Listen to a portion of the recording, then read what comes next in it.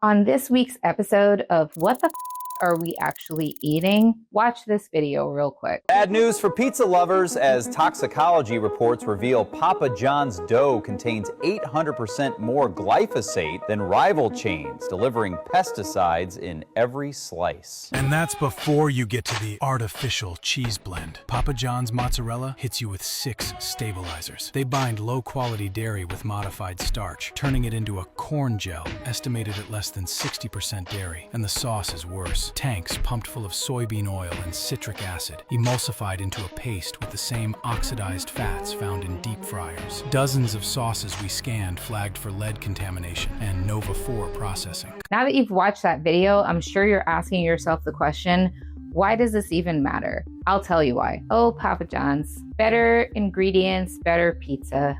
Feels like a lie.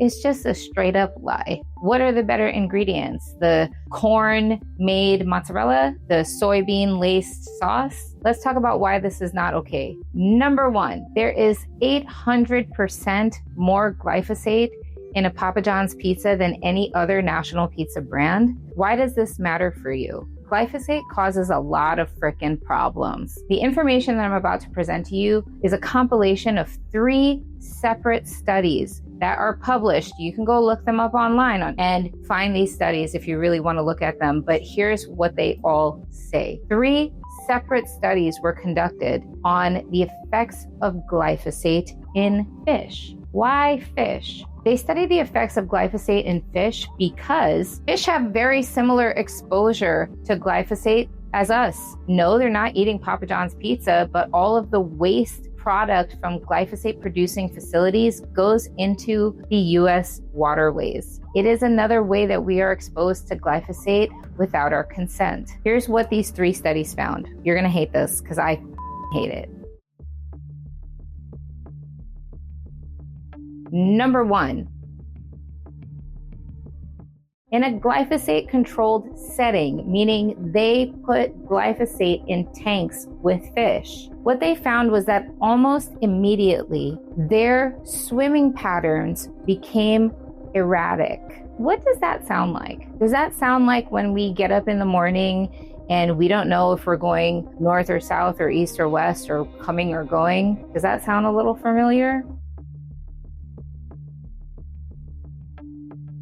The second thing that they found was that the fish had sudden bursts of movement, in particular in panicked and escapist behaviors. Panic and escape. Does that sound a little bit like something we call anxiety? I've had anxiety a couple times in my life, and I can pretty much guarantee that I was trying to find a way to escape whatever situation I was in. Even when it was something as simple as I have to go do this talk for these people who are waiting for me to talk to them. I wanted to escape. Does that sound a little familiar to you? The next was loss of equilibrium. Ever walk around and then suddenly feel a little loopy, a little foggy, a little bit like you could tip over?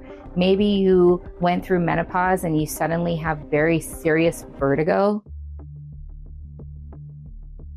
And the last thing they found in this particular study was an increase in respiratory stress. Why did all of these things happen? Well, glyphosate acts like a neurotoxin, meaning poison to your nervous system. It creates oxidative stress in the brain. It disrupts your neurotransmitters, so things like serotonin, dopamine, and GABA. It messes them all up. And it creates mitochondrial dysfunction. What do your mitochondria do? They literally generate the entire process of energy in your body. Does that sound familiar?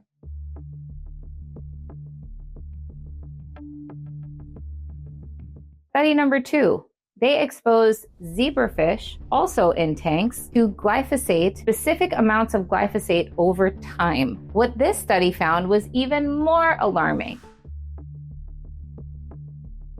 Number 1, altered hormone signaling. Number 2, reduced sperm quality and motility. Number 3, DNA damage in reproductive cells. And number 4, changes in gene expression related to reproduction. Do we think that it's a coincidence that so many people are struggling with fertility now? Maybe it's because all the glyphosate that we're exposed to is changing our hormones and messing up our DNA and altering our gene expression and reducing the quality of male sperm. Glyphosate was categorized as a known endocrine disruptor years ago.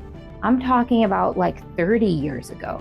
It was labeled a known endocrine disruptor, yet it is rampant in our food and it is rampant in the water. It changes your hormone balance, it changes your fertility pathways, and it affects reproductive development. We know that. That's in studies everywhere.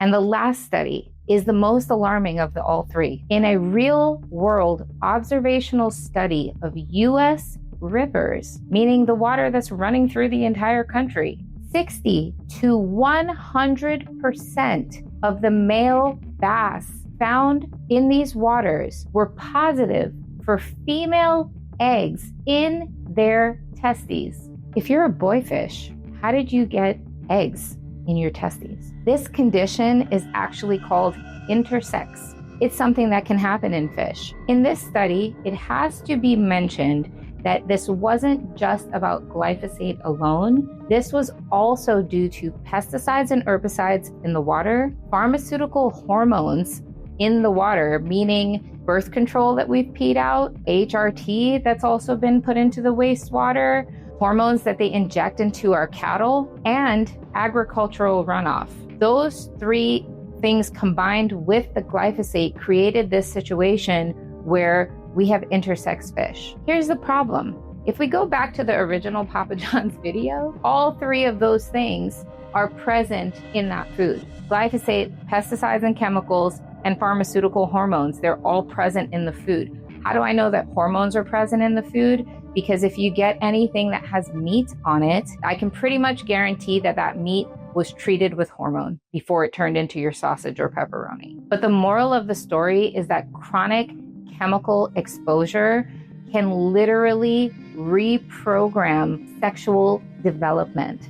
Why does this matter? Even though we don't have exactly the same, but very similar pathways to fish, our microbiomes are the same. Our hormones are equally as sensitive to disruption. And while our detox systems were built to handle cumulative exposure, they were not built to handle single chemicals in isolation and their effects on your body. And again, glyphosate contributes to microbiome disruption, mineral depletion, hormonal imbalance, and increased toxic burden. It disrupts your nervous system. It changes your neurotransmitter production, so your happy hormones are nowhere to be found. It changes your fertility capacity. And when you mix it with other chemicals, it actually creates biological changes in the species. Don't make the mistake of believing that this doesn't affect you. It does. There is a reason that we are in a fertility crisis in this country. There is a reason that more women are on antidepressants, anti-anxiety, and psychotropic medications in general than ever before in our history.